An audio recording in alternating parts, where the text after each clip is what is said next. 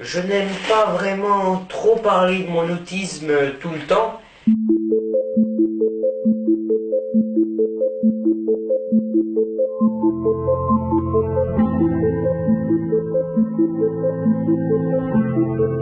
J'ai eu une enfance, si vous voulez, assez marquée par justement les symptômes visibles de l'autisme.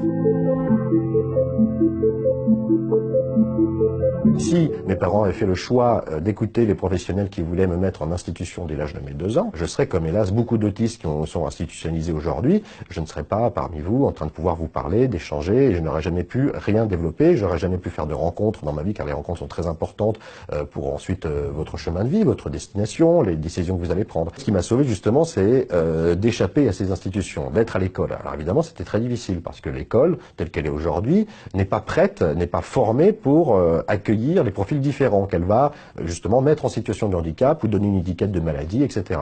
Elle ne va pas du tout miser sur les forces de ces profils-là et les aider à se développer.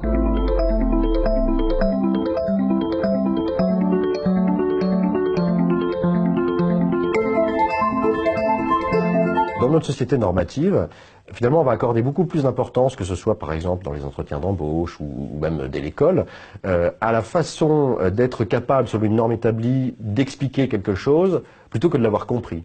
Donc on va même privilégier une forme de rabâchage, tandis que pour une personne autiste, ces choses-là sont en général moins évidentes et on fonctionne plus sur de l'exactitude, sur de la donnée. Après, évidemment, la plupart d'entre nous vont être un peu moins forts des fois pour être capable de les exposer, mais ça ne veut pas dire qu'on ne va pas, qu'on ne les maîtrise pas. Au contraire, des fois on les maîtrise bien mieux avec beaucoup plus d'exactitude. On s'est rendu compte que pour exploiter ces technologies, qui sont souvent en grande partie qui fonctionnent avec par exemple l'intelligence artificielle, eh bien le cerveau autiste est naturellement prédisposé à comprendre l'intelligence artificielle.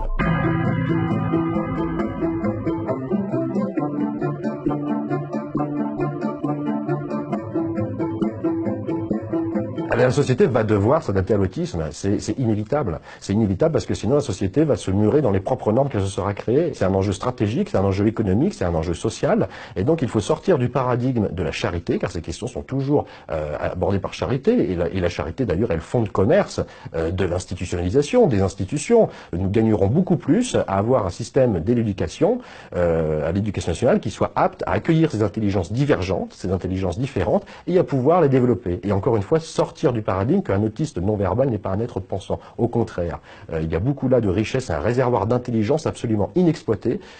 Et si notre pays s'en prive, si nous continuons à nous en priver, c'est notre civilisation qui elle-même va se mettre en situation de handicap parce qu'elle met en situation de handicap des personnes qui ne devraient pas l'être.